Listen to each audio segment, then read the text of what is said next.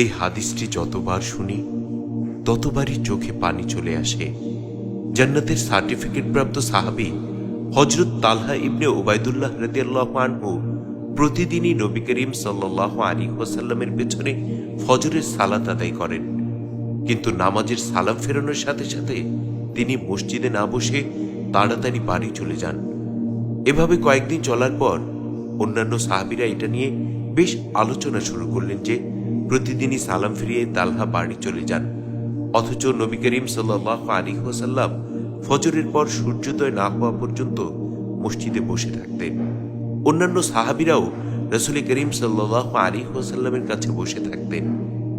এক পর্যায়ে এই কথা নবীজির কানে পৌঁছে যায়।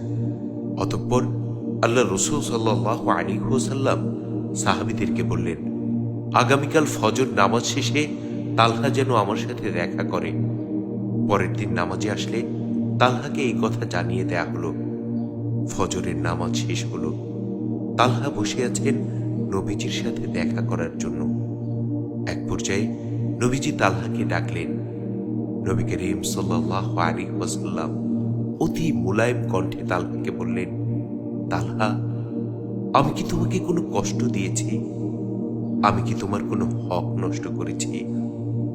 এ কথা শুনে তালহা রাদিয়াল্লাহু আনহু কেঁদে ফেললেন এবং বললেন, ইয়া রাসূলুল্লাহ, আমার জীবন আপনার জন্য উৎসর্গ হোক, আপনি আমার কোনো হক নষ্ট করেননি। নবী করিম সাল্লাল্লাহু আলাইহি ওয়াসাল্লাম বললেন, তালহা, তাহলে তুমি প্রতিদিন নামাজ শেষে আমার কাছে না বসে চলে যাও কেন? আল্লাহ রাসূলের প্রিয় সাহাবী হযরত তালহা রাদিয়াল্লাহু আনহু দু চোখের পানি ছেড়ে দিয়ে বললেন, ইয়া রাসূলুল্লাহ, আমার এবং আমার স্ত্রীর সতর ঢাকার জন্য মাত্র একটি জামাই আছে, যেটা পরে আমি যখন নামাজ আদায় করি আমার স্ত্রী তখন গুহায় থাকে, স্ত্রী যখন নামাজ পড়েন আমি তখন গুহায় থাকি। এক্ষেত্রে ফজরের নামাজের সময় একটু অসুবিধা হয়ে যায়। ওগো আল্লাহর রাসূল, ফজরের নামাজে আসার সময় আমি আমার স্ত্রীকে একটি গুহায় রেখে আসি।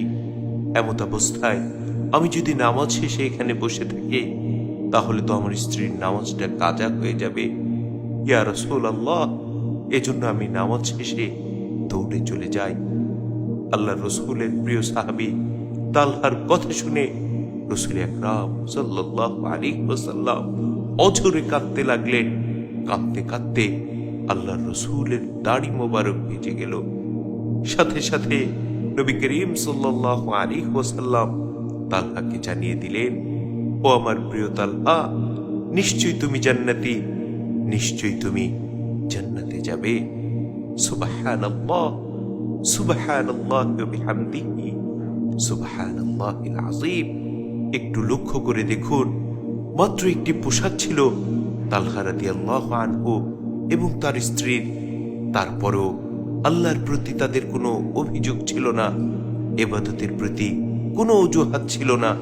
অথচ আমরা এত কিছু পাওয়ার পরেও আমাদের রবের ব্যাপারে কত অভিযোগ করি, রবের ইবাদত না করার জন্য কত অজুহাত তুলি।